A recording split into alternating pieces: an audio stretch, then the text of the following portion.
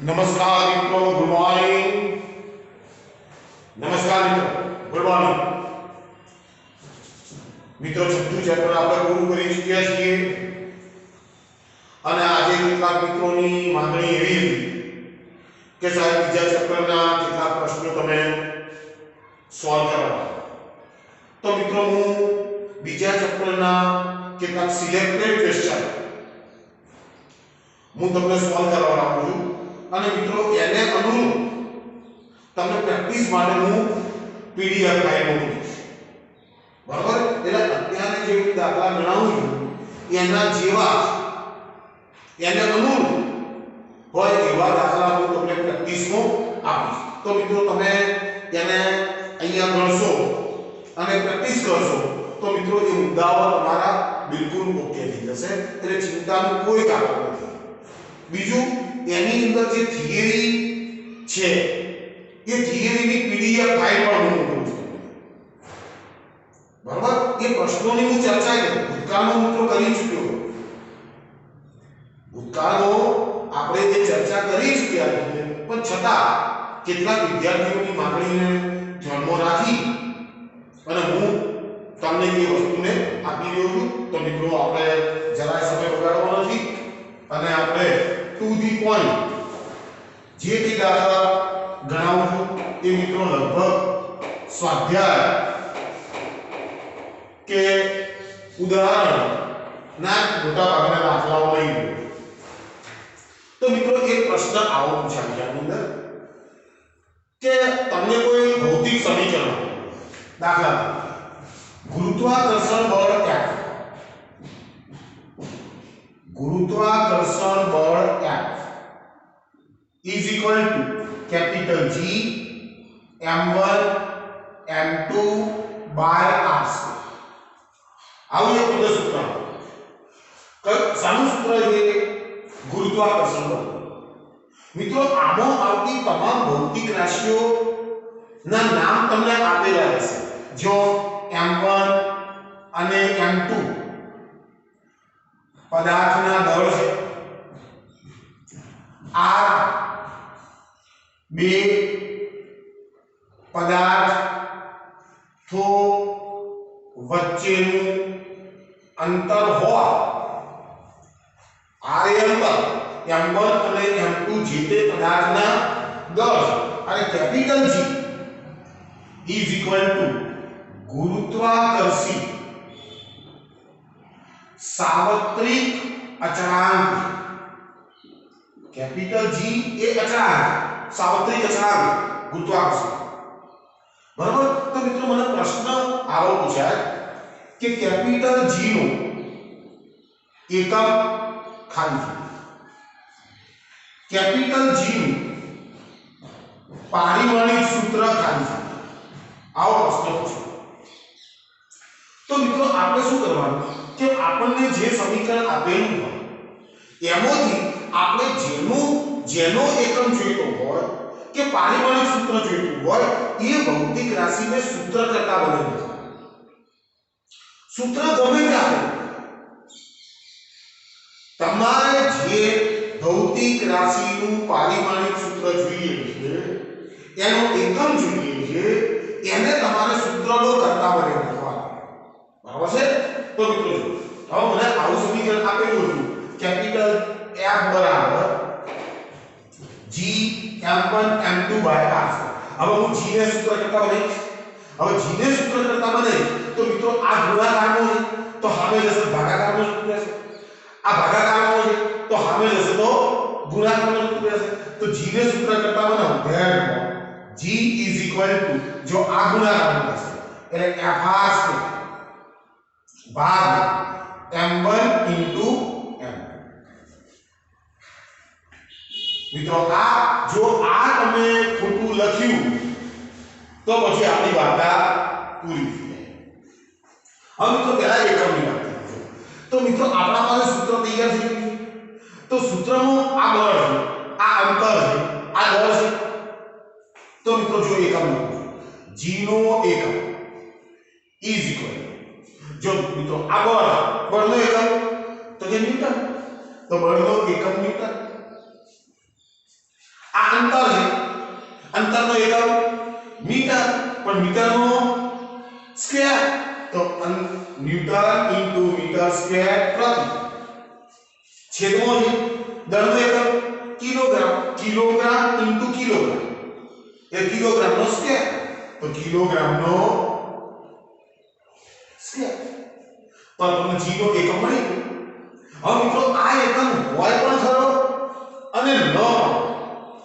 મિત્રો ખાસ ધ્યાન રાખજો, કારણ આની અંદર મેં બળનો વ્યાપક એકમ લીધેલો છે. ખરેખર શું છે તો મિત્રો જો આ લો બળ છે તો F બરાબર ma થાય. તો જો E is equal to capital G બરાબર m into a into r square ભાગ્યા m1 into m2 આવું પણ લખી શકાય.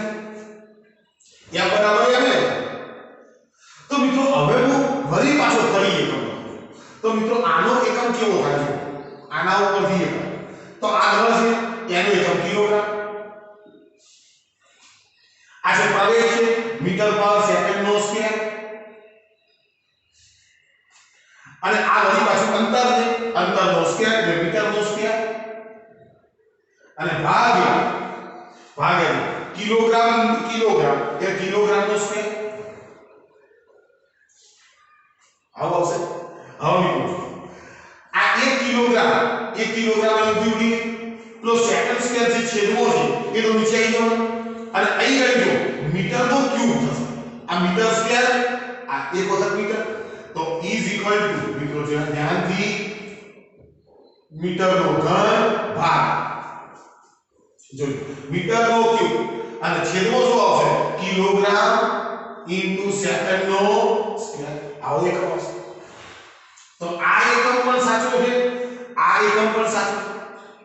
તમે ગમે તે એકમ લખી શકો બરાબર છે. હવે પારિમાણિક સૂત્ર, જો પારિમાણિક સૂત્ર લખું છું g નું પારિમાણિક સૂત્ર. હવે મિત્રો E is equal to g નું પારિમાણિક સૂત્ર લખો તો આ બળ છે તો બળનું મિત્રો પારિમાણિક સૂત્ર તમને આવડતું હશે એ બરાબર m આવી જશે. તો જો અહીં ગઈ m મે કરેલો છે તો m1 દળ એટલે પ્રવેગ એટલે મીટર પર સેકન્ડ નો સ્પીડ એટલે l1 t - 2. ચલો મિત્રો ઓકે છે. હવે આ અંતર છે અંતર એટલે l2. ચલો મિત્રો ઓકે. અહીં ગઈ કિલોગ્રામ છે કિલોગ્રામનો સ્ક્વેર એટલે m2. તો મિત્રો 1 m અહીં ઉડી જવાનું ખ્યાલ આવે છે. તો E is equal to જો 1 m આના સામે ઉડી ગયા અહીં ઘડી m3 થઈ જશે તો અહીં ઘડી આવશે m - 1 આ m નો ઉપર લે ખ્યાલ આવે ને જે 1 m વધ્યો એને હું ઉપર લે અહીં ઘડી m3 અને આ t - 2 તો આપણી પાસે પારિમાણિક સૂત્ર મળી ગયું. હવે મિત્રો જો આ એકમ છે આ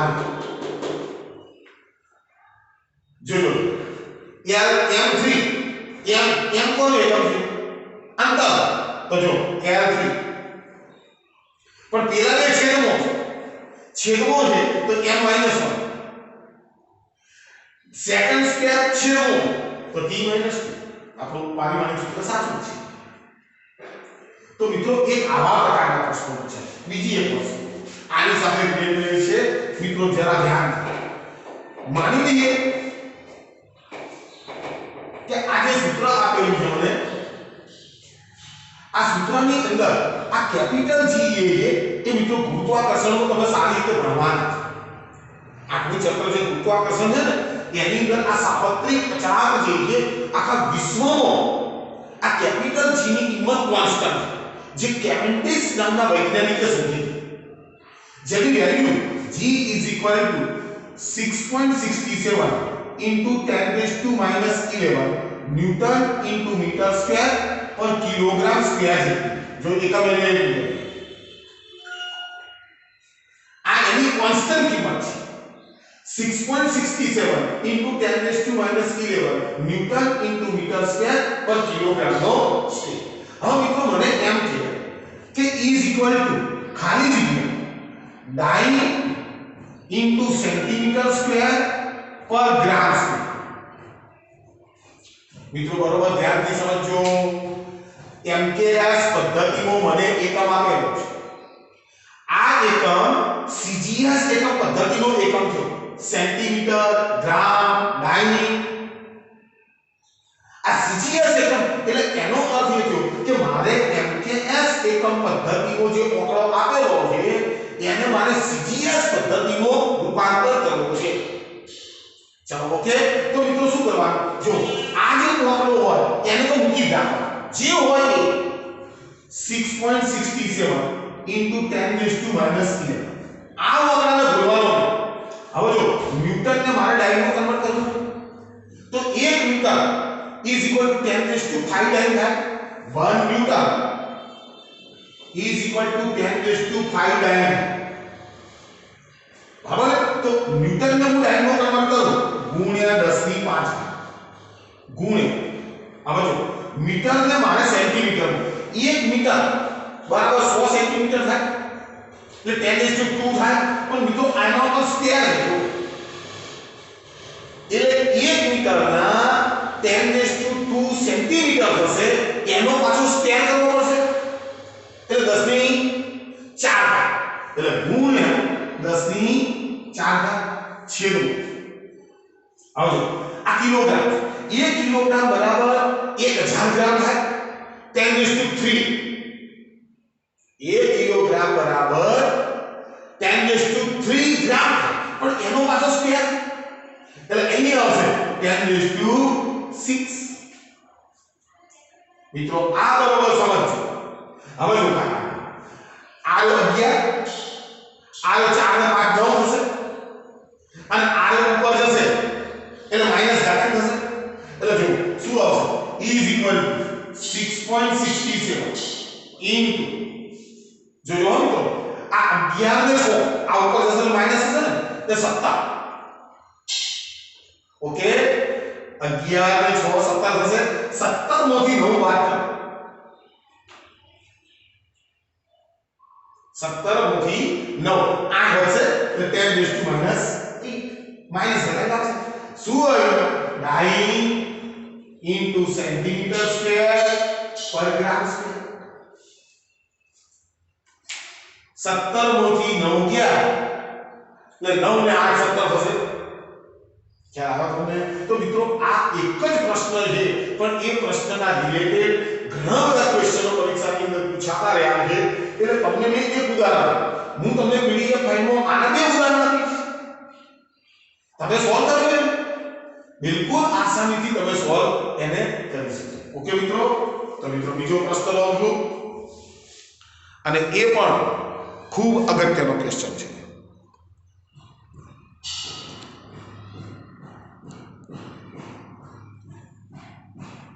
चलो મિત્રો આગળ વધીએ છીએ જરા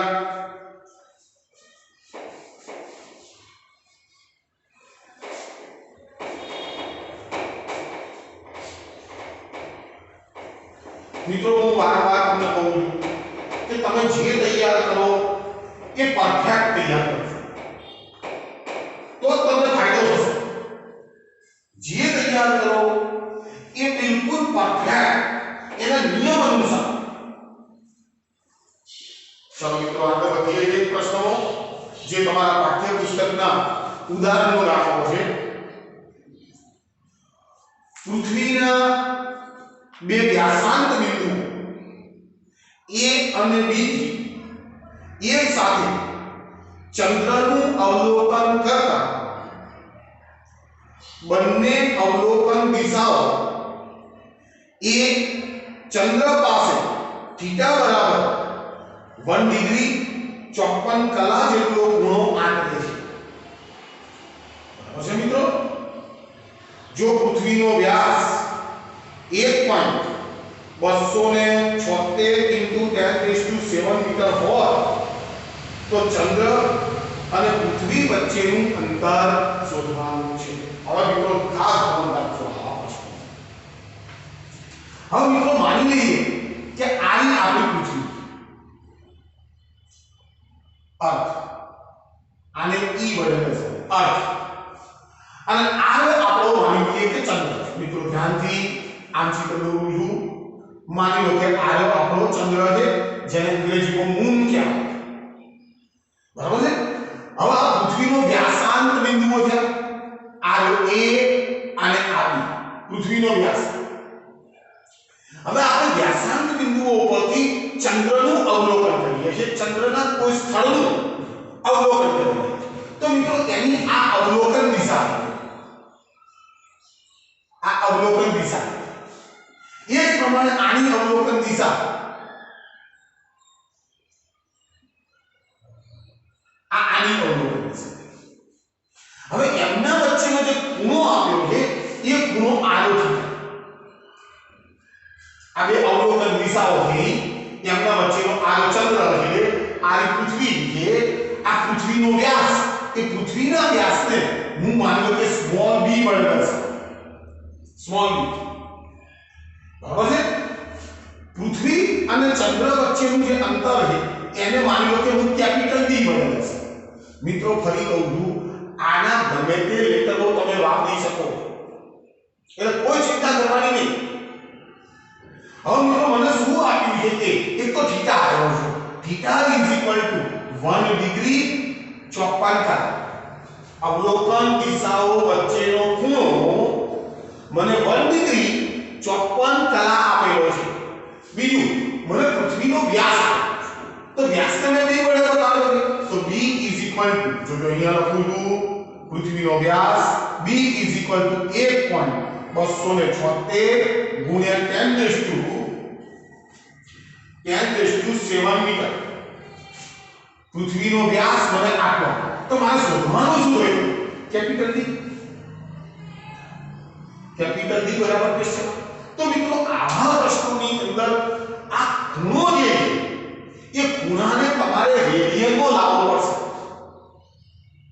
તો મિત્રો એના માટેના નિયમો સમજી લો જો પહેલી વસ્તુ તો એ 1 ડિગ્રી બરાબર 60 કલા 60 મિનિટ કહેવાય 1 ડિગ્રી બરાબર 60 કલાક ઇઝ ઇક્વલ ટુ 3600 સેકન્ડ ઉપર 2% કરેલા હોય તો એ સેકન્ડ છે 1% કરેલું હોય તો કલાક અથવા તો મિનિટ ચલો ઓકે બીજી વાત 180 degree is equal to pi મેરિયન મિત્રો આ બે સૂત્રો તમારે કાયમ યાદ રાખવાના તો મિત્રો કોઈ તકલીફ નહીં પણ આ થીટાને તમારે રેડિયનમાં લાવવો પડશે હવે મિત્રો જો મને થીટા કેવો આપેલો છે ડિગ્રી અને કલા બંનેનો એક સાથે આપે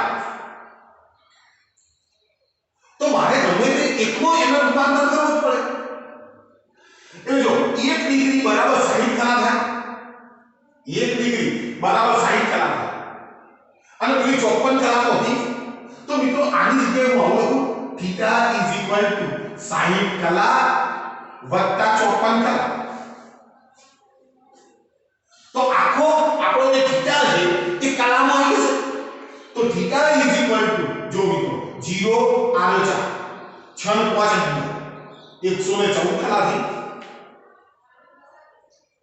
હવે મિત્રો આ કલા એ કલાને મારે ડિગ્રીમાં કરવાની તો મિત્રો આપણા પાસે 60 કલા ઇઝ ઇક્વલ ટુ 1 ડિગ્રી થાય તો 114 કલા બરાબર કેટલી ડિગ્રી થાય તો 114 ગુણ્યા 1 અને ભાગ્યા 60 આવશે આનો અર્થ શું થયો કે આને ડિગ્રીમાં કન્વર્ટ કરવા માટે તમારે 60 વડે ભાગવા પડે તો થીટા ઇઝ ઇક્વલ ટુ 114 ભાગ્યા 60 અને આખાના ઉપર લખી નાખું છું ડિગ્રી ચલો મિત્રો ઓકે મિત્રો આ કામ પૂરું થશે તો આખો દાખલો તમારો ખોટો પડશે હવે જો હવે ડિગ્રી આવી ગઈ હવે ડિગ્રીને રેડિયનમાં કન્વર્ટ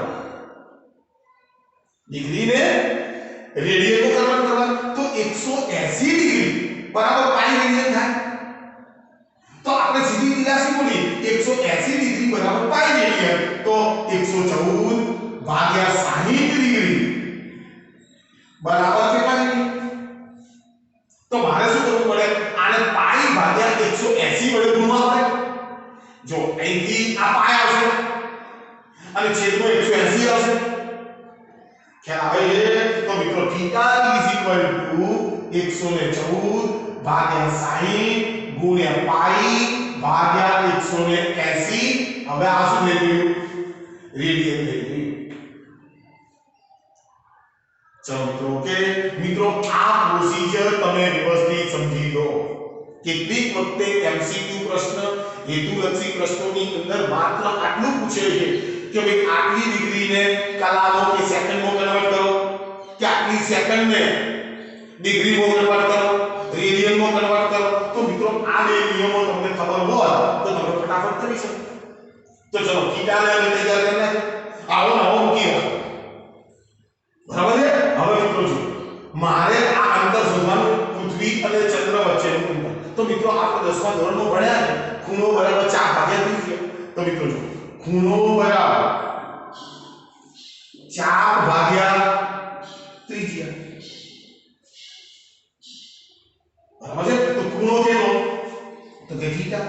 4 કેટલો? તો કે b। ત્રિજ્યા કેટલી? તો કેપિટલ b। મિત્રો ખરેખર આ આખું સર્કલ છે આ બરોબર સમજો બરાબર છે। થીટા બરાબર b અપોન કેપિટલ b। આપણે શું કહીએ છીએ? Capital b। Therefore capital b is equal two b ભાગ્યા થીટા। તો આપણું સૂત્ર તૈયાર થયું। તો મિત્રો હવે આની અંદર મારે કિંમત મૂકવાની। તો મિત્રો જો આની અંદર કિંમત મૂકું છું therefore b is equal two ચલો b ની કિંમત 1.276 ગુણ્યા 10⁻7 એકમ જોઈ લેજો કેટલા છે। ચલો b થીટા વાળા કો છે ભાગ હવે જો 114 ગુણ્યા r પાય અને પેલા છેદા બે ઓગળા એ ઉપર જશે એટલે અહીં ઘટી આવશે 60 ગુણ્યા 180 આવો આવશે। હવે તો મિત્રો કેલ્ક્યુલેટર ચલાવવાનું લાગે તો જો 1 પોઈન્ટ ગુણ્યા 60 ગુણ્યા 180 એટલે આટલા આયા અને એના ભાગ્યા કરી નાખો ભાગ્યા 114 ભાગ્યા 3.14 ચલો 38.49 d ઇઝ ઇક્વલ ટુ 38.49 એટલે 50 લખું 38.50 પાછળ મોટો આંકડો અને ગુણ્યા 10⁻7 શું આવ્યું? અંતર આવ્યું મીન્સ મીટર બરાબર। ધ્યાનથી મિત્રો સમજી લો આવા। હવે જો આ અંતરો ઘણા બધા મોટા એટલે આને કિલોમીટરમાં લખાય। કિલોમીટરમાં લખવો હોય તો અહીંયાથી 1000 કાઢી નાખવા 1000 કાઢશો એટલે 10 થી 4000 આવશે। ખ્યાલ આવે છે? તો e ઇઝ ઇક્વલ ટુ જો e ઇઝ ઇક્વલ ટુ 38.5 ગુણ્યા 10⁻4 કિલોમીટર થશે। અને જો તમે હજી એક પોઈન્ટ અહીં કાપો તો 3.85 પણ લખી શકો। તો મિત્રો બરોબર સમજો કે મૂળ ભાગ આટલો છે રેડિયનમાં કન્વર્ટ બરાબર છે। તો મિત્રો બિલકુલ શાંતિથી કરો એને।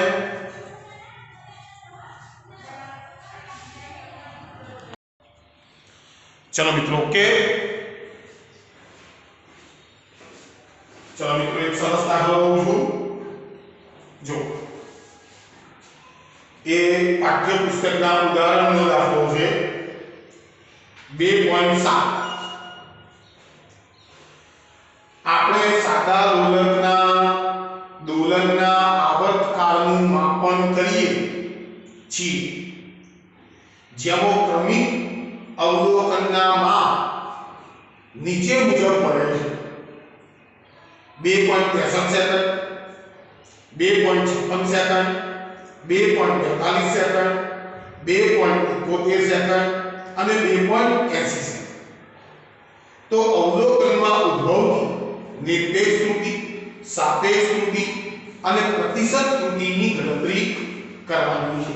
તો મિત્રો બિલકુલ સરળ। જો મિત્રો આપણે એક સાદા લોલકના આવર્તકાળ માપવાનો પ્રયોગ કર્યો।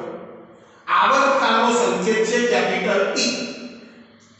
તો મિત્રો આપણે આવર્તકાળ માપીએ ને તો 1 2 3 4 ને 5 એને 5 આપણે અવલોકનો લીધા।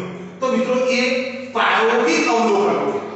તો પ્રાયોગિક મૂલ્ય જો અહીંયા લખું પ્રાયોગિક મૂલ્ય તેને કેમ લખવાના T1 બરાબર T2 બરાબર T3 બરાબર T4 બરાબર T5 T1 2.63 સેકન્ડ T2 આપેલો છે 2.56 સેકન્ડ T3 આપેલો છે 2.42 સેકન્ડ T4 આપેલો છે 2.71 સેકન્ડ અને T5 આપેલો છે 2.80 સેકન્ડ। મિત્રો આને શું કહેવાય પ્રાયોગિક મૂલ્ય। તમે પ્રયોગ કર્યો અને તમને જે મૂલ્યો મળ્યા એ મૂલ્ય એ પ્રાયોગિક મૂલ્ય। તો મિત્રો અહીં ગાડી મને નિરપેક્ષ ત્રુટિ શોધવાની કે સાપેક્ષ ત્રુટિ શોધવાની કહે છે તો પહેલું કામ મિત્રો એ કરવાનું આનું સાચું મૂલ્ય શોધવાનું। તો મિત્રો સાચું મૂલ્ય એટલે એનું સરેરાશ મૂલ્ય। આવર્તકાળનું સરેરાશ મૂલ્ય એટલે આપણા પ્રયોગનું એ સાચું મૂલ્ય છે। તો મિત્રો જો પહેલા તો આમ સરેરાશ શોધી નાખીએ તો આવર્તકાળનું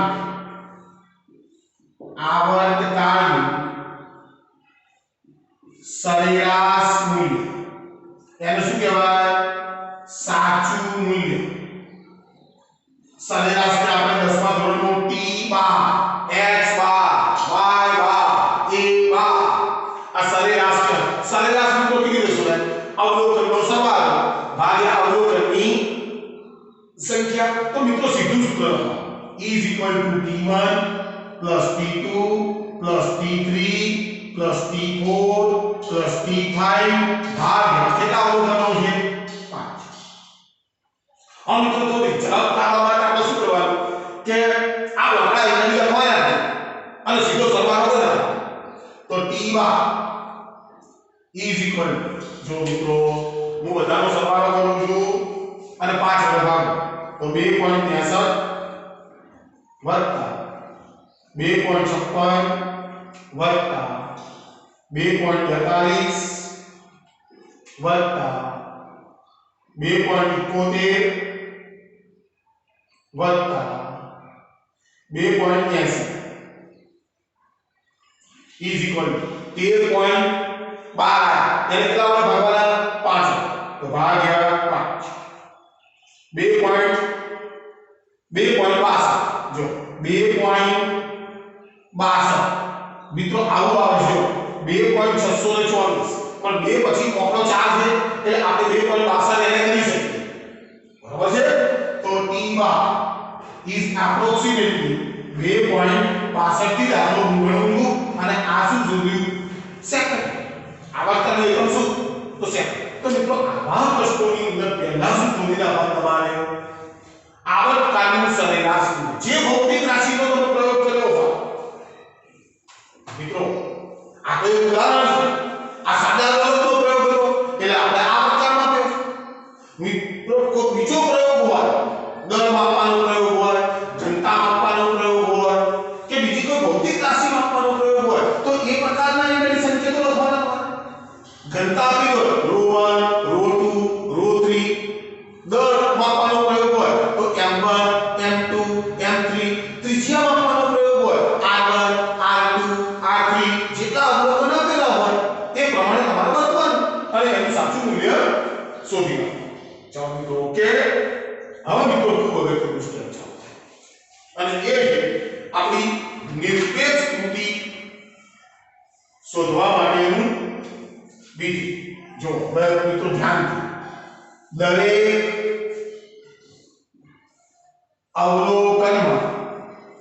અવલોકનમાં નિરપેક્ષ ત્રુટિ મિત્રો નિરપેક્ષ ત્રુટિને ડેલ્ટા વડે લખશે। દાખલા તરીકે પહેલા અવલોકનનું નિરપેક્ષ ત્રુટિ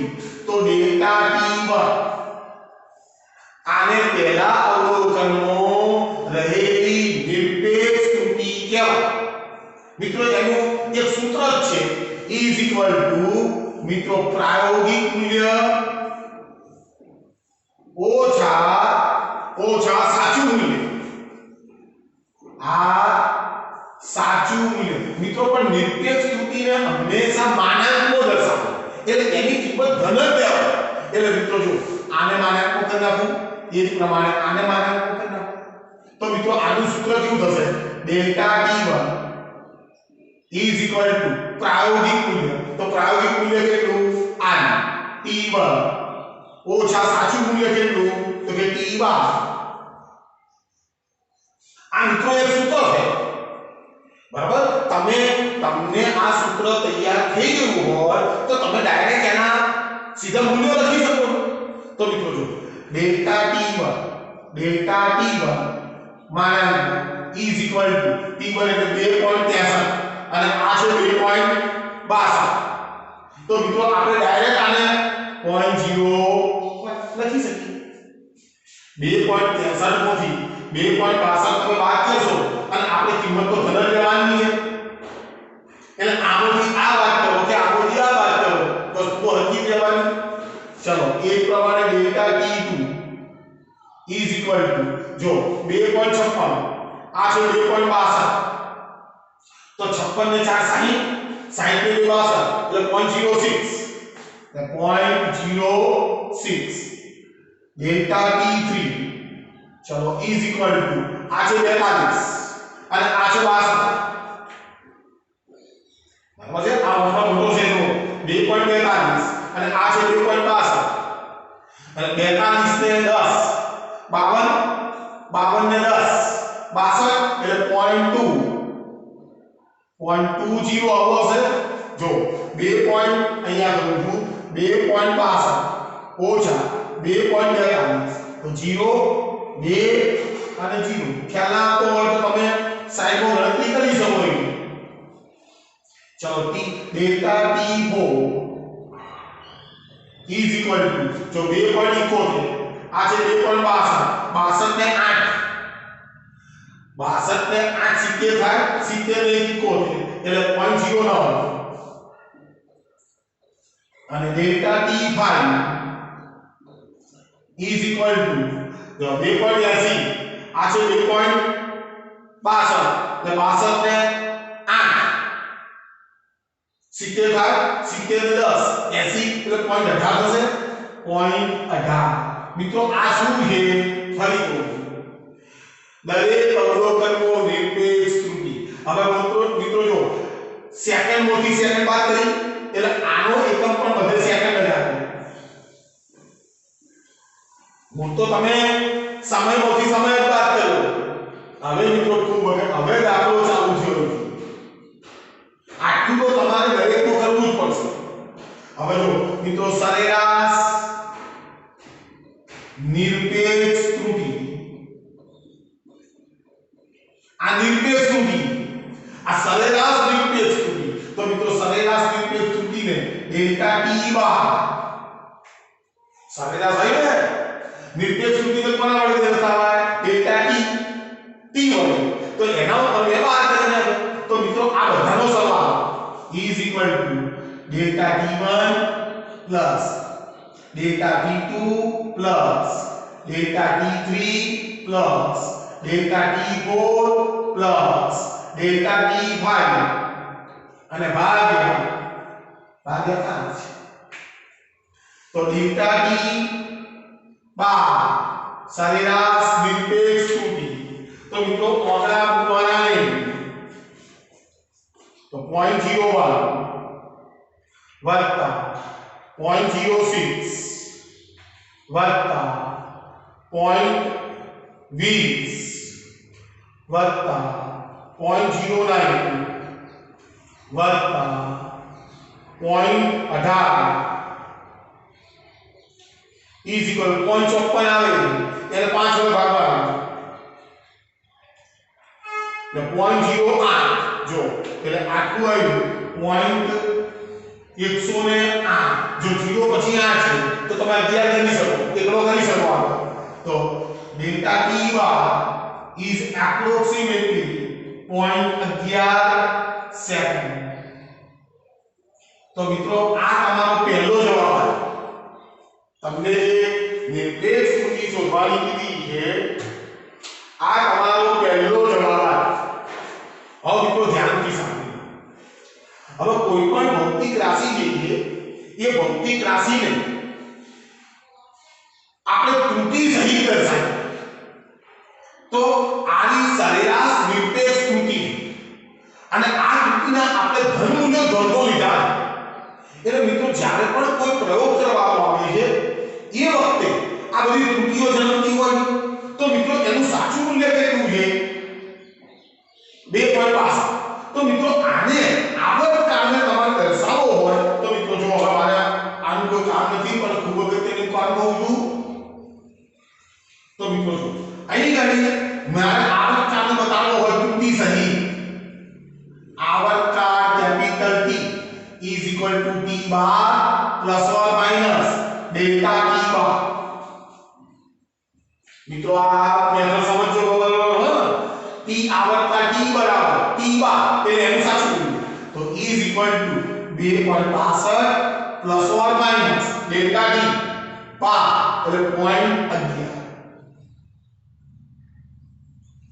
તો મિત્રો જો એક વસ્તુ બરોબર ધ્યાનથી સમજી જાઓ કે તમને કોઈ પણ દાખલાની અંદર દળનું મૂલ્ય, ઘનતાનું મૂલ્ય, આવર્તકાળનું મૂલ્ય કે ગમે તેનું મૂલ્ય આપેલું હોય તો તમારે બરોબર સમજી જવાનું કે પહેલો આંકડો એ એનું સાચું મૂલ્ય અને બીજો આંકડો એની સરેરાશ નિરપેક્ષ ત્રુટિ છે. ચલો મિત્રો ઓકે. ચલો હવે મિત્રો બિલકુલ સરળ થઈ ગઈ વસ્તુઓ. चलो सरेराश निरपेक्ष त्रुटि शोधी नाखी. चलो હવે સાપેક્ષ ત્રુટિ. સાપેક્ષ ત્રુટિ શોધવું. સાપેક્ષ ત્રુટિ તો મિત્રો જો સાપેક્ષ ત્રુટિને ડેલ્ટા આવો ડેલ્ટા t વડે દર્શાવો. સાપેક્ષ ત્રુટિ કહેવાય. તો is equal to delta t બાર ભાગ્યા t બાર. સરેરાશ નિરપેક્ષ ત્રુટિ ભાગ્યા આવર્તકાળનું સાચું મૂલ્ય. બિલકુલ સૂત્ર સરળ છે. તો delta t is equal to ચલો t બાર એટલે આ 0.11 અને ભાગ્યા 2.62 તો ડેલ્ટા t બરાબર ચલો 0.11 ભાગ્યા 2.62 બરાબર 0.042 લખું. તમે મિત્રો ચેક કરો 0.042 જો 41 ની પાછળ 9 છે એટલે મેં એકલાને બદલો કરી નાખ્યો. તો મિત્રો આને કહેવામાં આવે છે સાપેક્ષ ત્રુટિ અથવા તો આંશિક ત્રુટિ પણ કહેવાય છે. आंशिक त्रुटि. चलो छेल्लू आई प्रतिशत त्रुटि. प्रतिशत त्रुटि तो डेल्टा t गुण્યા 100% આને प्रतिशत त्रुटि કહેવાય છે. આ છે प्रतिशत त्रुटि. તો મિત્રો બિલકુલ સરળ. તો प्रतिशत त्रुटि is equal to 0.042 गुण્યા 100% तो is equal to तो 100 વડે ગુણવાનું છે એટલે 4.2%. મિત્રો બરોબર છે. કરી લો દાખલાને. એક જ નમૂનો મેં તમને આપેલો છે પણ એ નમૂનાની અંદર બરોબર નિયમો વ્યવસ્થિત શીખી લો. ચલો મિત્રો ઓકે છે. તો મિત્રો પહેલા શું કરવાનું આપણા પ્રાયોગિક મૂલ્યો લખી નાખો. પ્રાયોગિક મૂલ્યો પરથી આપણે એનું સાચું મૂલ્ય શોધી નાખવું. સાચું મૂલ્ય શોધ્યા પછી આપણે દરેક અવલોકનમાં રહેલી નિરપેક્ષ ત્રુટિ શોધવાની. બરાબર છે. નિરપેક્ષ ત્રુટિનું મેં સૂત્ર તમને આપી દીધું છે. પ્રાયોગિક મૂલ્ય ઓછા સાચું મૂલ્ય. બરાબર છે. તેના ઉપરથી સરેરાશ નિરપેક્ષ ત્રુટિ શોધવાની અને સરેરાશ નિરપેક્ષ ત્રુટિ એક વખત શોધાઈ જાય પછી તો સાપેક્ષ ત્રુટિ અને પ્રતિશત ત્રુટિ બિલકુલ સરળ પડે. પણ મિત્રો આનો ઉતાવળ ના, નહીં તો જો એક આદો આંકડો ખોટો પડશે તો આ બધા વાળાઓ તમારા ખોટા થઈ જશે. એટલે મિત્રો સરેરાશ ખૂબ સારી શોધવી. સરેરાશ સાચી હશે તો લગભગ દાખલો તમારો ખોટો પડશે નહીં. ચલો મિત્રો ઓકે. ચલો મિત્રો એક બીજા નમૂના આપું જરા કે તમને ત્રુટિની અંદર કેવા કેવા પ્રશ્નો પરીક્ષાની અંદર પૂછાય. અને મિત્રો એ મૌખિક પ્રશ્નો હું તમને આપું. જોજો જો મિત્રો મને આવો આવે એક પદાર્થનું દળ m is equal to 5.2 plus or minus 0.12 ગ્રામ છે.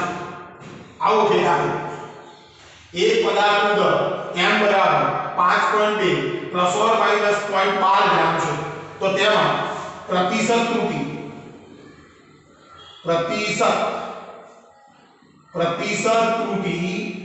ખાલી જગ્યા આવો પ્રશ્ન મને પૂછ્યો. બરાબર છે. હવે મારે પ્રતિશત ત્રુટિ શોધવી. તો મિત્રો ધ્યાનથી પહેલી વસ્તુ આ સમજી લો કે આ m આપેલો છે ને is equal to m bar plus or minus delta m bar क्या આ સૂત્ર આવું થાય. પહેલું મૂલ્ય શું આપે? જે તે ભૌતિક રાશિનું સાચું મૂલ્ય. બીજો અંક શું આપે? સરેરાશ નિરપેક્ષ ત્રુટિ. ચલો ઓકે. તો મિત્રો મારે પ્રતિશત ત્રુટિ શોધવી છે. તો પ્રતિશત ત્રુટિ શોધવા માટે પહેલા સાપેક્ષ ત્રુટિ શોધવી પડે. તો સાપેક્ષ ત્રુટિ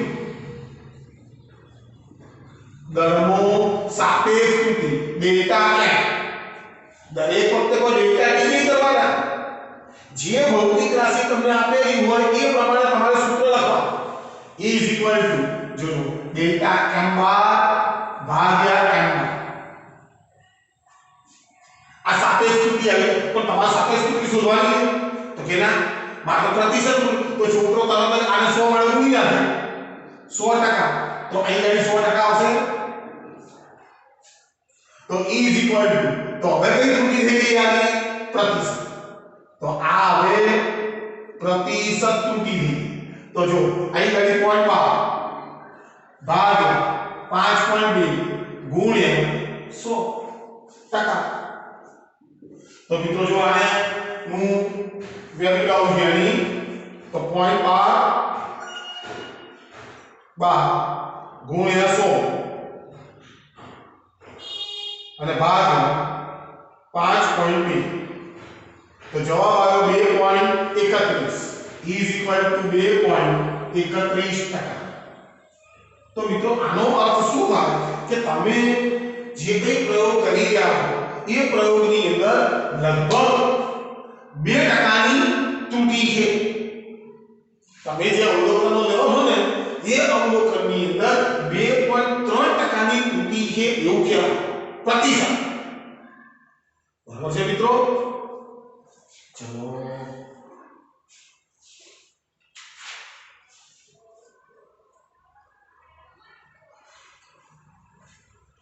ચલો મિત્રો એક બીજું ઉદાહરણ આપું છું તમને કે પારિમાણિક વિશ્લેષણના ઉપયોગોનો એક ભાગ છે એનો.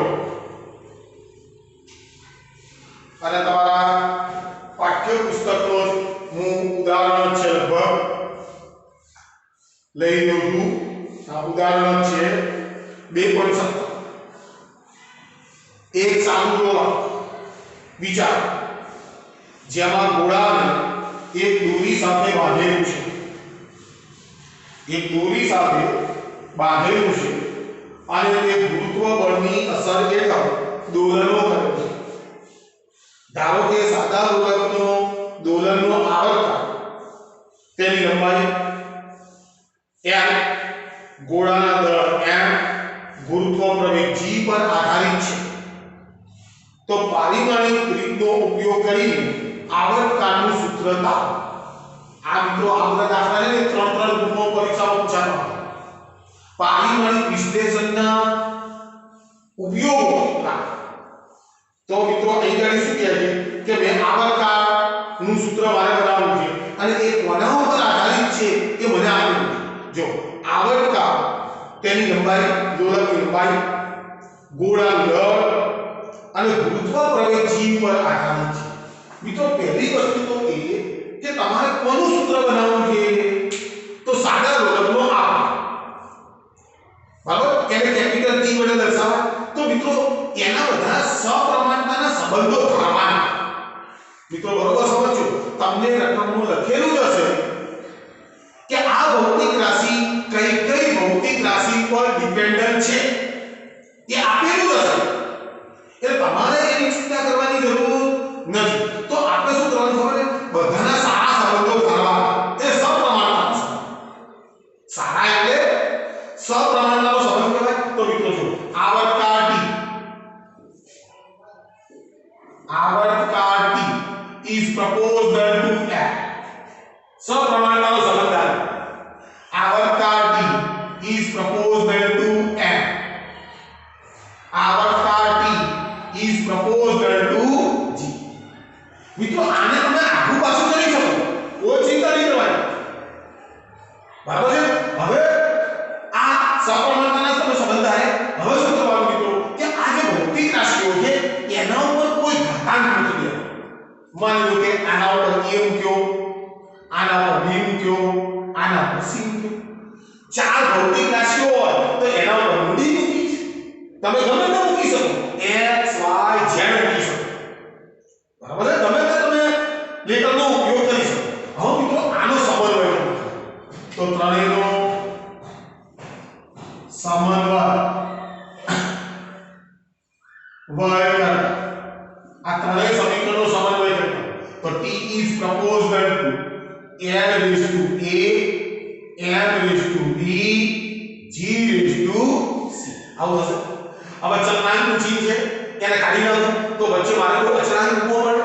તો therefore T is equal to K L raised to A, M raised to B, G raised to C. આને સમીકરણ નંબર 1 આપી દીધું. જો K બરાબર પરિમાણ રહિત અચળાંક છે. મિત્રો આ બરાબર ધ્યાનથી સાંભળી લો. પરિમાણ રહિત અચળાંક છે એનો અર્થ શું થયો? એને કોઈ એકમ નથી અને એકમ ના હોય તો એનું પારિમાણિક સૂત્ર શું થાય? m0 l0 t0. ખ્યાલ આવે છે? એટલે આપણને કશે આ કે રડવાનો નથી.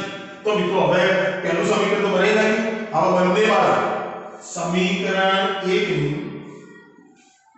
બંને બાજુ પારિમાણિક સૂત્રો લખતા. મિત્રો ખૂબ અગત્યનો પોઈન્ટ આ, જેને પારિમાણિક સૂત્રોમાં તકલીફ હશે એ છોકરાઓને તકલીફ પડશે. આ સમીકરણ મેળવ્યા પછી તમારે બંને બાજુ ડાબી બાજુ અને જમણી બાજુ ભૌતિક રાશિઓના પારિમાણિક સૂત્રો લખવા પડશે.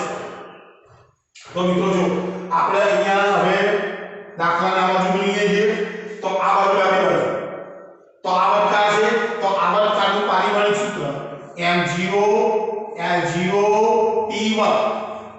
આવર્તકાળ શું છે? એક દોલન પૂર્ણ કરવા માટે લાગતો સમય, બરાબર છે. એટલે m0 l0 અને t1. ચલો e is equal to હવે મિત્રો જો k તો શું છે? પરિમાણ રહિત અચળાંક. એટલે એનું પારિમાણિક સૂત્ર તમે લખો કે ના લખો, કોઈ પણ સંખ્યાની શૂન્ય ઘાત કેવી થાય? 1 m0 l0 t0. એટલે આને લખવાનું નહીં. હવે જો આ l શું છે? લોલકની લંબાઈ શું હોય? મીટરમાં. મીટરનું પારિમાણિક સૂત્ર તો શેના વડે દર્શાવે? l વડે. તો 0 છે. અહીં ગણી l1 માથા ઉપર 1 ઘાતાંક ન ભૂલતા. ચલો આગળ દળ એટલે m1 માથા ઉપર 2. ચલો આજી ગુરુત્વ પ્રવેગ. પ્રવેગ એટલે શું? અંતર ભાગ્યા સમયનો સ્ક્વેર. વેગમાં થતો ફેરફાર ભાગ્યા સમય. એટલે a જે l1 t - 2 માથા ઉપર c મિત્રો આ જો સ્ટેપ પૂરું પડે તો તમારી વાર્તા પૂરી થઈ ગઈ પ્રમેય એટલે શું અંતર ભાગ્યા સમયનો સ્ક્વેર મીટર પર સેકન્ડનો સ્ક્વેર મીટર ને l વડે થાય સેકન્ડ ને t તો l1 t - 2 અને માથા ઉપર c ઘાત તો ખરી ચલો તો e m0 l0 t1 is equal l raised to a l raised to b l raised to c t raised to -2c બધા પેલા ઘાતાંક વડે ગુણી બરાબર છે હવે therefore m0 l0 t1 ચલો આને આ પ્રમાણે ગોઠવો તો m તો એક જ છે m raised to b ચલો l raised to a plus c અને t raised to -2c સમીકરણ નંબર આપી દઉં આધાર સરખો તો ઘાતાંકોનો સરવાળો થાય a plus c t એકલો છે t raised to -2 હવે મિત્રો શું કરવાનું m l અને t ના ઘાતાંકો સરખાઈ નાખવાના ચલો m l અને t ના ઘાતાંકો સરખાવતા તો સરખાઈ નાખું તો m નો ઘાત b બરાબર 0 b ની કિંમત 0 હોય ચલો l નો ઘાતાંક સરખાવો તો a plus c is equal to 0 બરાબર છે અને પેલો -2c is equal to 1 તો c is equal to -1/2 ચલો c ની કિંમત નક્કી થઈ b ની કિંમત નક્કી થઈ આ c ની કિંમત આ સમીકરણમાં મૂકો તો a - 1/2 is equal to 0 તો a is equal to 1/2 તમે જે ઘાતાંકો ધાર્યા હતા એ ત્રણેયની કિંમતો તમને મળી ગઈ તો મિત્રો એમને શું કરવાનું સમીકરણ એકમાં મૂકી આ ત્રણેયને ચલો a b અને c ના મૂલ્યો સમીકરણ એકમાં મૂકતા મિત્રો બિલકુલ સરળ છે તમને પારિમાણિક સૂત્રો આવડતા જ હશે અગાઉ આપણે બધી એની વાતો કરી ચૂક્યા છીએ ચાલો હવે હું એની કિંમતો આમ there t is equal to આ ચલો કેતો અચળાંક છે મૂકી રાખો ચલો l ના માથા ઉપર કેટલી ઘાત a ઘાત a ની કિંમત કેટલી તો l raised to 1/2 ચલો b ની ઘાતાંક b કેટલો છે 0 તો m નો ઘાતાંક 0 चलो g आरो g g ने माथा पर c का -1/2 चलो कोई पण संख्या शून्य घात ले 1 એટલે એ તો જતો રહેશે તો t is equal to k l raised to 1/2 આની કિંમત બંધ થઈ જશે પણ આ ઘાતાંકનું છેદ મળો તો ભાગ g raised to 1/2 જો આનું વર્ગમૂળ છે તો હું લખી શકું t is equal to k under root of l by g મિત્રો બરોબર સમજો આ વાતો બરાબર છે હવે મિત્રો આપણા પાસે સૂત્ર બની ગયું આવર્તન બરાબર આપણને ખબર પડી ગઈ કે સાદા લોલકનો આવર્તન પદાર્થ ગોળાના દળ ઉપર આધારિત નથી એ માત્ર કોના ઉપર આધારિત છે એની લંબાઈ અને ગુરુત્વ પ્રવેગ ઉપર આધારિત છે તો મિત્રો આપણા પાસે આવર્તનનું સૂત્ર મળી ગયું હવે મિત્રો પારિમાણિક વિશ્લેષણની એક મર્યાદા એ છે કે આ સૂત્રનો આવતો જે સપ્રમાણતાનો અચળાંક તમે લીધો છે ને એનું મૂલ્ય તમે મેળવી શકતા નથી આ પારિમાણિક વિશ્લેષણની આ મર્યાદા એટલે મિત્રો આપણું પાઠ્યપુસ્તકો શું લખે કે એનું પ્રાયોગિક મૂલ્ય k બરાબર 2π મળે છે 2π મળે છે therefore t is equal to 2π under root of l by g આ સાચું સૂત્ર मित्रों दरेकना सप्रमाणताना अचळांको जुदा जुदा आहे। एक खास ધ્યાન રાખજો, કદાચ ઘણી વખત એવું બને કે માની લો કે તમને અચળાંક ખબર ના હોય તો મિત્રો આગળ લખવું નહીં તો ખોટું પડશે। ખ્યાલ આવે છે? દરેક સૂત્રની અંદર આવતા અચળાંકો દાખલા ગતિ ઊર્જા હોય અને ગતિ ઊર્જાનો તમને પ્રશ્ન પૂછ્યો હોય તો ગતિ ઊર્જાનું સૂત્ર છે 1/2 mv²। તો મિત્રો એનો અચળાંક 1/3 આવશે, એનો અચળાંક 1/3 આવશે, बराबर। पर मान लो कि स्थिति ऊर्जा का प्रश्न पूछ्यो होगा तो स्थिति ऊर्जा V बराबर mg है तो एनो अचळांक k बराबर 1 આવશે। એટલે જો આપણે એનો અચળાંક ખબર ના હોય ને તો આપણે એ સ્ટેપ લખવાનું નહીં, અહીંયાથી આ સૂત્ર આવી ગયું છે। ઓકે મિત્રો, તો મિત્રો આની તમે પ્રેક્ટિસ કરો। હું આને અનુરૂપ પ્રશ્નોની પીડીએફ ફાઇલ તમને મોકલું છું, કોઈ ચિંતા નું કારણ નથી મિત્રો। આ બરોબર સમજો, તમે પ્રશ્નો તૈયાર રાખો અને જે દાખલા મેં ગણાયા છે એ દાખલાને બરોબર વારંવાર તેનું પ્રેક્ટિસ કરવા માંડો। આજે હું ફરી પાછો ચાકગતિનો એટલે કે ચેપ્ટર નંબર 7 નો બીજો વિડિયો પણ મૂકવાનો છું, એટલે તમે હવે ફટાફટ તૈયાર કરવા માંડો। ઓકે મિત્રો, સારું।